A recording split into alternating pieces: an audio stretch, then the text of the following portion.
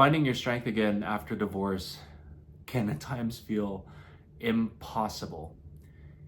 But I'm here to tell you today that it is possible. And for those of you who are on this journey currently or about to start it, I hope that what I can share with you today will be helpful in helping you take steps forward into finding your strength again. My story goes back about 15 years. I was living in Vancouver, working a corporate job, had a great professional career with this company, working for them for over 7.5 years, making great money, and was not thinking about having a family at all. It wasn't even part of my roadmap at that time. And at the same time, I also took on becoming a DJ. It was always a passion of mine. I always collected, bought records actually at a local store, where one of my buddies would always like hook me up with some of the promos, some of the unreleased stuff that most of the public couldn't get. And when he noticed my taste over the years, he finally offered me an opportunity to play at one of the nights that he ran, which was at the time one of the top electronic house music nights in Vancouver. And I was more than honored to play that very first time. It was a very successful night for me. I was able to bring over 100 people on the guest list, and I guess the promoters liked me. And after that night, that kind of catapulted my DJ career, where I had residency at two of the main nights, regular nightclub, house nightclub, as well as an after hours club. And I did that for about 1.5 years. So things were going awesome. During the day, I was doing my corporate job. I was climbing up the corporate ladder, making good money. And then at night, I was having a lot of fun, doing my passion, and playing music and helping people to really stress from the week. So couldn't complain. And during that time when I was DJing, there was one night where I went out to see one of my buddies play. And I wasn't expecting this to happen, but as I'm watching him play, I see this woman with red hair. Couldn't miss her. She was the only one in the place with red hair, and gorgeous looking. And I just noticed her, and she was by the DJ booth with my buddy, but I noticed her looking at me. And I looked away, shy, because she caught me. And then when I looked back, she caught me again. So then I looked away again. And then when I looked back up at the DJ booth, she wasn't there. I'm like, okay, weird. And then all of a sudden, out of nowhere, I felt a tap on my shoulder. And I looked beside me, and there she was smiling. And she introduced herself. She told me, "What are you staring at? Do you have a staring problem?" And we just laughed. She offered to buy me a drink. And from that point on, we started to date. And things were going well. And then 10 months later, 2 breakups within that 10 months, we found out that we were expecting a child. And so, we decided at that point to move to a different place closer to her family, who lived in West Kelowna, which is a different part of the province in British Columbia. And I agreed to do that as well, because at the time, her sister was also just had some kids, and so it would be a great opportunity for our kids to grow up with their cousins, which is something that I never had the opportunity to do growing up. So I wanted to give that experience to my kids. So by the end of 2010, after the Olympics in Vancouver, we moved to Kelowna, and I literally started my life all over again. I gave up all of my career, not my friendships, but I left my friends and my family behind to start a brand new family. And it was tough at the beginning. I was becoming a husband. I was becoming a brand new parent, which if you talk to anybody, there's no such thing as a manual teaching you how to become the best of both. You just kind of have to learn along the way. And, it was pretty challenging at first, but we made it work. She was a stay-at-home mom. I was the one who was going to work every single day. And, over the course of 10 years, we added 2 more boys to our family, so we had 3 wonderful boys. And for the most part, things were great. It looked great from the outside, but as probably a lot of you know who have been on this journey, there was a lot of things on the background that wasn't working. My relationship with my now ex was almost, well, to be honest, pretty much non-existent. It really went from being romantically in love to then within a year feeling like you're living with a roommate. We were being parents to our kids, but we actually didn't have a good relationship with each other in terms of romance. The fire was gone. There was not really a lot of intimacy, and I felt like more alone than I've ever felt in my entire life, even though I was surrounded by my loving kids, family members, her friends, some of my friends.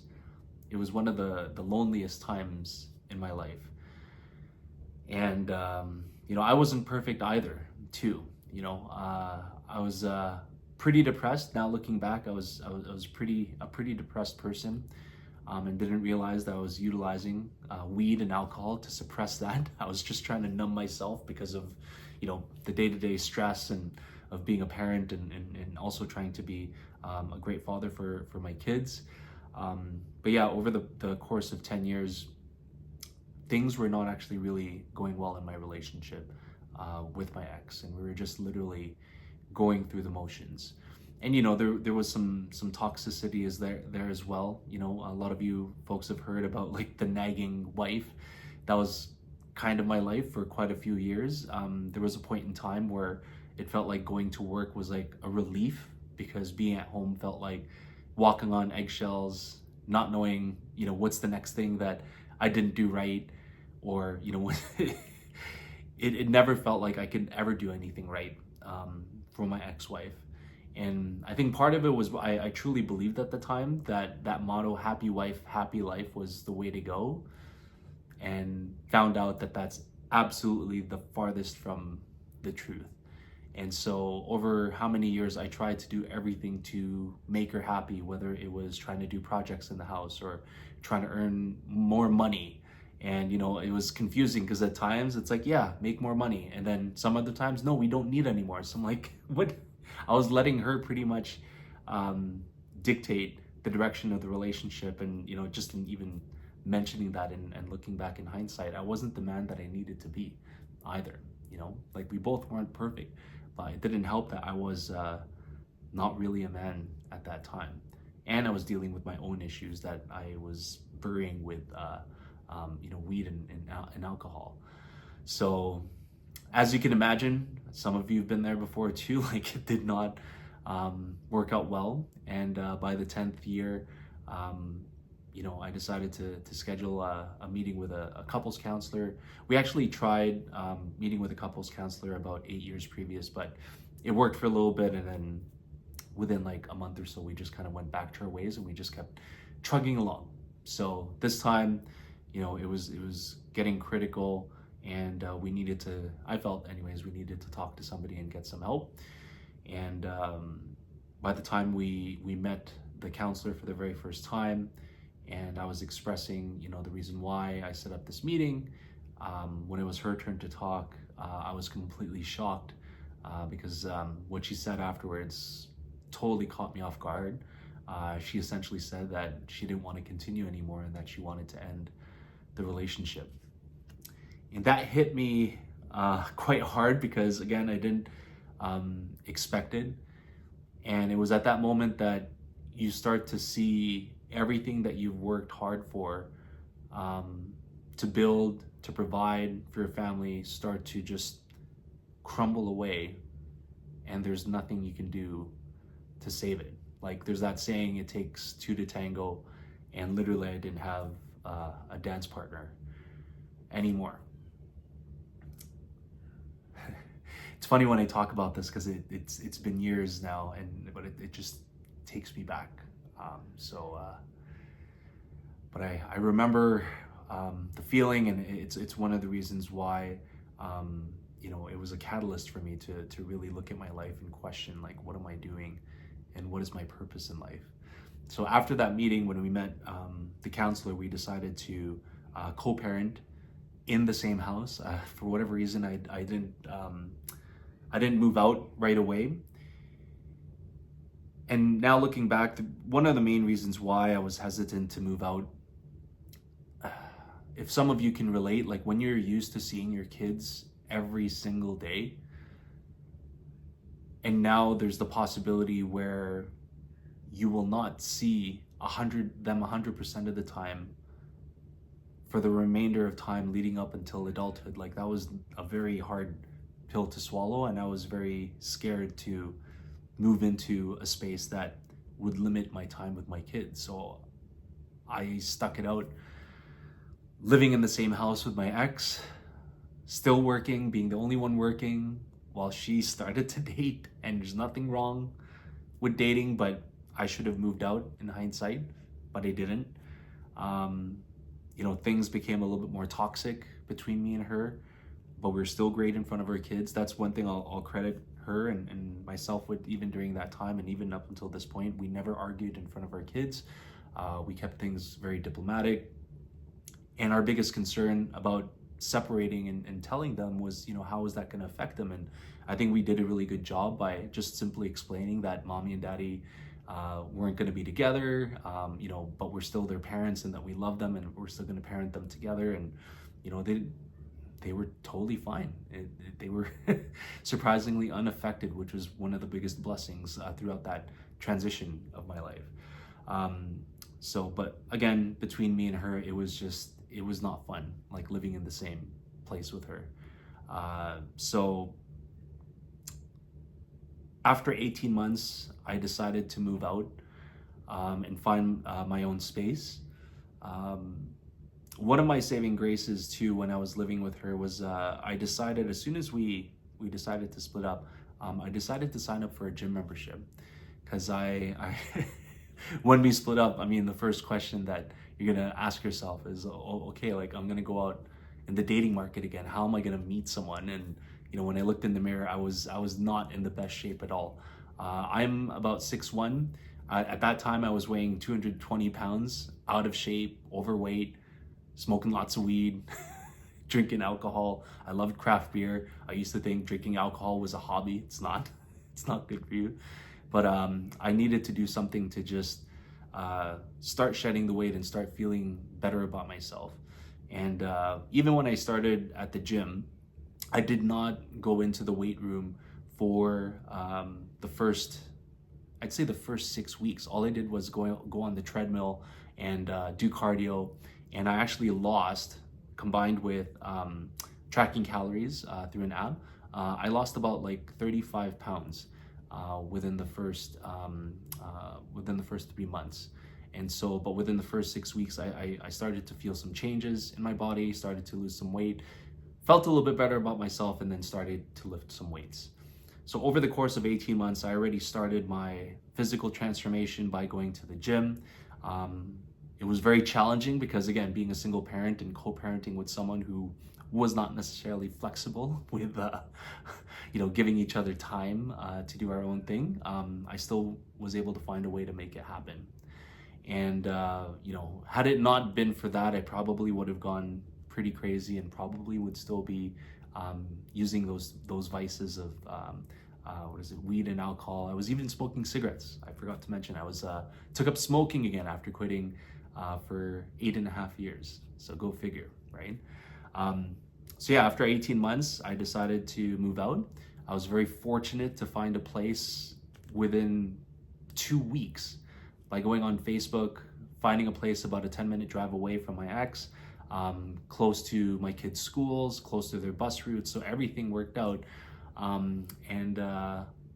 When I finally moved out and moved into my place, I just kind of like broke down into tears because it was the first time that I finally felt free of that whole situation. Like 10 years of a marriage that wasn't working, and then another 18 months co-parenting, living in a very unfavorable environment for myself. And I finally had my space for me and my kids to start this new chapter in my life. And so from there, I recognized that there was still more improvements that I needed to make. I wasn't happy with the job that I currently had.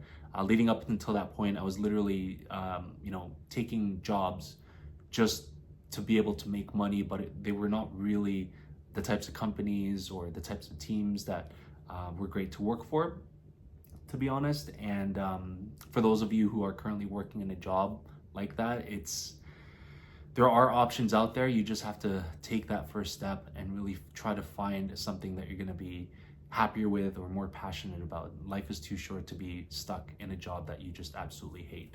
That was a big contributor to my stress, and I had to make that change. So that's one area that I worked on, and I eventually found one of my old connections through LinkedIn who was able to help me bring me on board to a company that they were working for, that I'm currently working with today, and couldn't be better. So that was one area that I had to focus on when I moved out. Another area was health. So again, now that I had my freedom, I have a 50-50 arrangement with my ex. So I have my kids 1 week on, 1 week off.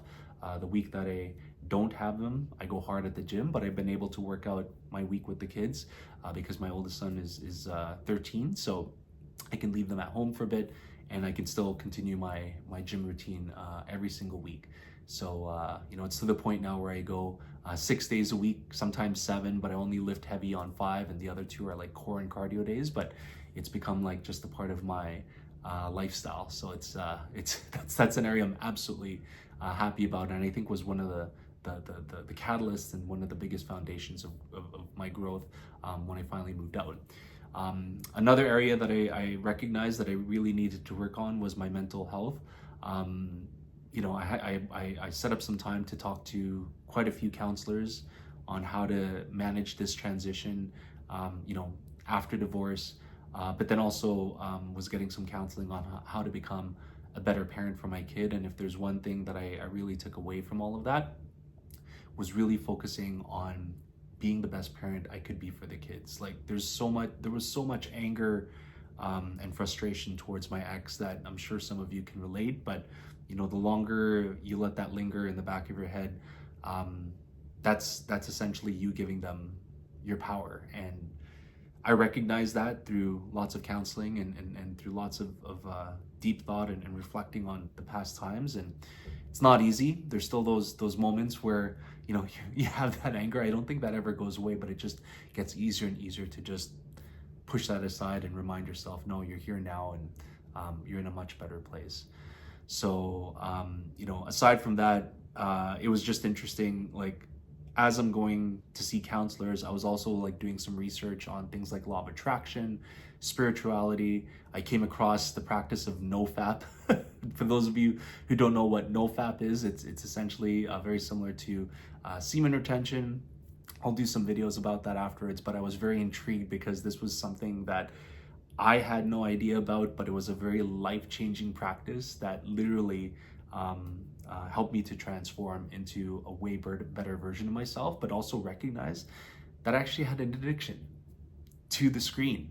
And I think the reason why I had the addiction to the screen was, when you really think about it, over 10 years, if there's no intimacy, what else can you turn to that's free and available 24/7, and that literally no one will ever know that you use unless they check your browsing history.